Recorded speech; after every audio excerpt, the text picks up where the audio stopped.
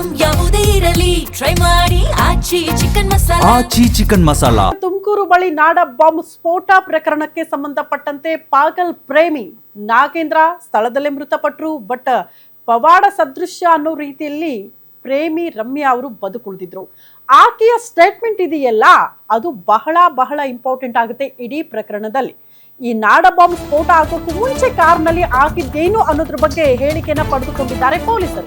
ತುಮಕೂರಲ್ಲಿ ಪಾಗಲ್ ಪ್ರೇಮಿ ಕಾರ್ನಲ್ಲಿ ಸ್ಫೋಟಗೊಂಡ ಪ್ರಕರಣಕ್ಕೆ ಸಂಬಂಧಪಟ್ಟಂತೆ ಮೃತ ನಾಗೇಂದ್ರ ಗೌಡ ಯುವತಿ ರಮ್ಯಾ ನಡುವೆ ಅವತ್ತು ಆಗಿದ್ದಾದ್ರೂ ಏನು, ಕಾರ್ನಲ್ಲಿ ಇಬ್ಬರು ಜಗಳ ಮಾಡಿಕೊಂಡಿದ್ದು ಯಾವ ಕಾರಣಕ್ಕೆ, ಪೊಲೀಸ್ ವಿಚಾರಣೆಯಲ್ಲಿ ಬಯಲಾಗಿದೆ ಸಿದ್ದಾಪುರ ಕೇಸ್ನ ಅಸಲಿ ಸತ್ಯ. ಗ್ಯಾರಂಟಿ ನ್ಯೂಸ್ನಲ್ಲಿ ಕಾರ್ನಲ್ಲಿ ಪ್ರೇಮಿ ಸ್ಫೋಟ ಕೇಸ್ನ ಎಕ್ಸ್ಕ್ಲೂಸಿವ್ ಮಾಹಿತಿಯನ್ನು ನಿಮ್ಮ ಮುಂದೆ ಇಡ್ತಾ ಇದ್ದೀವಿ.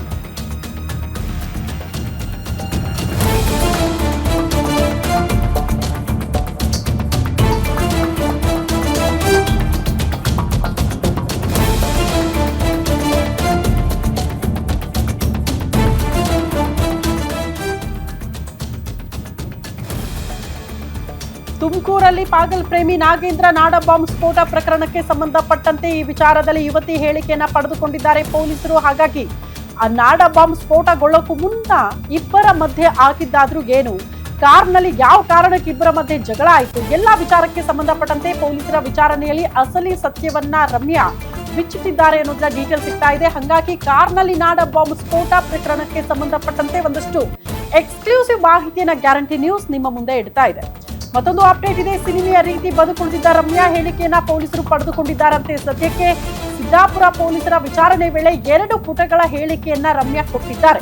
ಮದುವೆ ವಿಚಾರಕ್ಕಿಂತ ಬೆಂಗಳೂರು ಬಿಡುವ ವಿಚಾರಕ್ಕೆ ಅತಿ ದೊಡ್ಡ ಗಲಾಟೆ ಆಗಿತ್ತಂತೆ ಇಬ್ಬರ ಮಧ್ಯೆ. ಬೆಂಗಳೂರು ಬಿಟ್ಟು ಕೆಲಸ ಬಿಟ್ಟು ತನ್ನ ಜೊತೆ ಬರುವಂತೆ ಪ್ರಿಯಕರ ನಾಗೇಂದ್ರ ಪಟ್ಟು ಹಿಡಿತಾನಂತೆ. ಬೆಂಗಳೂರು ಬಿಡಲ್ಲ, ಕೆಲಸನೂ ಬಿಡಲ್ಲ, ನೀನೇ ಸಿಟಿಗೆ ಬಾ ಅಂದಿದ್ಲಂತೆ ಯುವತಿ ರಮ್ಯಾ. ಇದೇ ಕಾರಣಕ್ಕೆ ಯುವತಿಯ ಜೊತೆ ಸದಾ ಜಗಳ ಮಾಡ್ತಿದ್ದಂತೆ ನಾಗೇಂದ್ರ ಗೌಡ. ಅಂಕೋಲಾದಲ್ಲಿ ಸೆಟಲ್ ಆಗೋ ಬಗ್ಗೆ ಇಬ್ಬರ ನಡುವೆ ವರ್ಷದಿಂದ ಜಗಳ ಆಗ್ತಾ ಇತ್ತಂತೆ. ಜೂನ್ 27ರಂದು ಬೆಳಗ್ಗೆ ನನಗೆ ಬೆದರಿಕೆ ಹಾಕಿಯೇ ಕರ್ಕೊಂಡು ಹೋದ ಅನ್ನುವಂಥ ವಿಚಾರವನ್ನ ರಮ್ಯಾ ಹೇಳ್ಕೊಂಡಿದ್ದಾರೆ. ಬಾಲ್ಯದಿಂದಲೇ ಇಬ್ಬರ ನಡುವೆ ಪ್ರೀತಿ ಇತ್ತು. ಇತ್ತೀಚೆಗೆ ಸ್ವಲ್ಪ ಜಗಳ ಪ್ರಾರಂಭ ಆಗಿತ್ತು. ಮದುವೆ ವಿಚಾರ ಒಂದ್ ಕಡೆ ಆದ್ರೆ ಊರಿಗೆ ಬರುವಂತೆ ಈತ ಪಟ್ಟು ಹಿಡಿದಿದ್ದ. ಕಿಡ್ನಾಪ್ ದಿನವೂ ಮದುವೆಗೆ ಒತ್ತಾಯ ಮಾಡಿದ್ದಾನಂತೆ.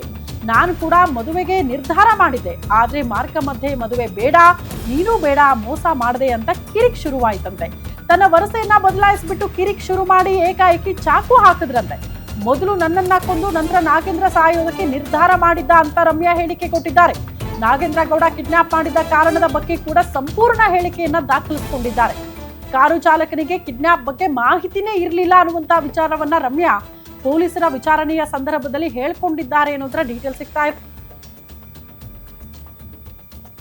ಈ ಬಗ್ಗೆ ಮತ್ತಷ್ಟು ಡೀಟೇಲ್ಸ್ ಅನ್ನ ಕೊಡ್ತಾ ಹೋಗ್ತಾರೆ ಹಿರಿಯ ಪ್ರತಿನಿಧಿ ಅಜಯ್ ಕುಮಾರ್ ದೂರವಾಣಿ ಸಂಪರ್ಕದಲ್ಲಿ. ಅಜಯ್ ಕುಮಾರ್, ರಮ್ಯಾ ಅವರ ಸ್ಟೇಟ್ಮೆಂಟ್ ಹೆಂಗಿದೆ, ಯಾವೆಲ್ಲ ವಿಚಾರಗಳನ್ನ ಆಕೆ ಪ್ರಸ್ತಾಪ ಮಾಡಿದ್ದಾರೆ ಅಂತ?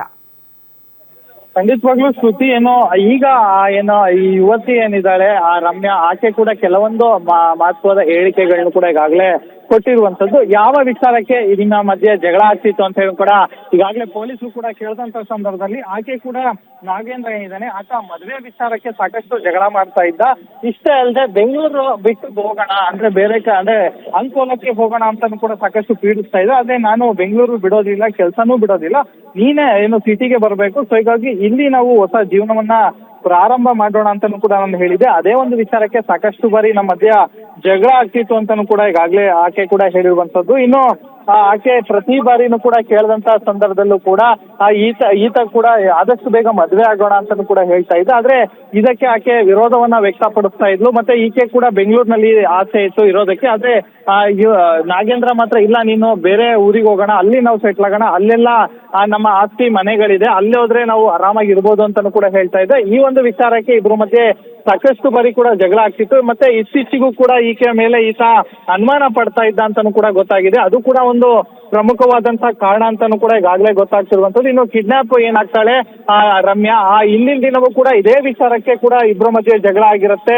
ಮದುವೆ ವಿಚಾರಕ್ಕೂ ಕೂಡ ಒತ್ತಾಯ ಮಾಡಿರ್ತಾನೆ.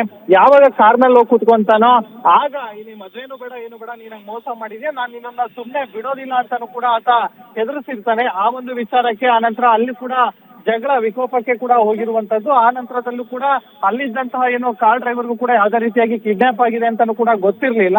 ಆ ಒಂದು ವಿಚಾರಕ್ಕೆ ಸಂಬಂಧಪಟ್ಟಂತೆನೆ ಈಗಾಗ್ಲೇ ಆ ಡ್ರೈವರ್ ಏನಿದ್ದಾನೆ ಆತನಿಗೆ ಯಾವುದೇ ರೀತಿಯಾಗಿ ಗೊತ್ತಿರ್ಲಿಲ್ಲ. ಹೀಗಾಗಿ ನಾನು ಆತನಿಗೂ ಕೂಡ ಏನು ಹೇಳೋದಕ್ಕೂ ಕೂಡ ಈತ ಬಿಡ್ಲಿಲ್ಲ ಅನ್ನೋ ಮಾತನ್ನು ಕೂಡ ಈಗಾಗಲೇ ಪೊಲೀಸರು ಮುಂದೆ ಕೂಡ ಹೇಳಿರುವಂತದ್ದು. ಇನ್ನು ಸುದೀರ್ಘವಾದಂತ 3-4 ಪುಟಗಳ ಒಂದು ಸ್ಟೇಟ್ಮೆಂಟ್ ಅನ್ನು ಕೂಡ ಈಗಾಗಲೇ ಆಕೆ ಕೂಡ ಕೊಟ್ಟಿದ್ರೆ, ಪೊಲೀಸರು ಕೂಡ ಇನ್ನೂ ಸಾಕಷ್ಟು ವಿಚಾರಗಳನ್ನು ಒಳಗೊಂಡು ಇದರಲ್ಲಿ ತನಿಖೆಯನ್ನ ಮಾಡ್ತಿದ್ರೆ. ಪ್ರಮುಖವಾಗಿ ಆತ ನಾಡಬಾಂಬ್ನ ಎಲ್ಲಿ ತಯಾರು ಮಾಡಿದ ಅನ್ನೋದ್ರ ಬಗ್ಗೆ ಕೂಡ ಈಗಾಗಲೇ ತನಿಖೆಯನ್ನು ಕೂಡ ಮಾಡ್ತಾ ಇದ್ದಾರೆ. ಸೊ ಈಗ ಮುಂದಿನ ದಿನಗಳಲ್ಲಿ ಆತ ಯಾರ್ಯಾರ ಜೊತೆ ಸಂಪರ್ಕದಲ್ಲಿದ್ದ, ಆತನಿಗೆ ಸಹಾಯ ಮಾಡಿದಂತವ್ರು ಯಾರು, ಮತ್ತೆ ನಾಡಬಾಂಬ್ ವಿಚಾರ ಅಲ್ಲಿ ಯಾರಿಗೆ ಗೊತ್ತು, ಅವರ ಸಂಬಂಧಿಕರು ಅಥವಾ ಸ್ನೇಹಿತರಿಗೆ ಗೊತ್ತಾ, ಈ ರೀತಿಯಾದಂತ ಎಲ್ಲಾ ಕ್ಲಾರಿಟಿನೂ ಕೂಡ ಈಗಾಗಲೇ ಪೊಲೀಸರು ಕೂಡ ಪಡ್ಕೊಳ್ತಾ ಇರುವಂತದ್ದು. ಶ್ರುತಿ. ಓಕೆ ಅಜಯ್, ಧನ್ಯವಾದಗಳು ತಮ್ಮೆಲ್ಲ ಮಾಹಿತಿಗೆ.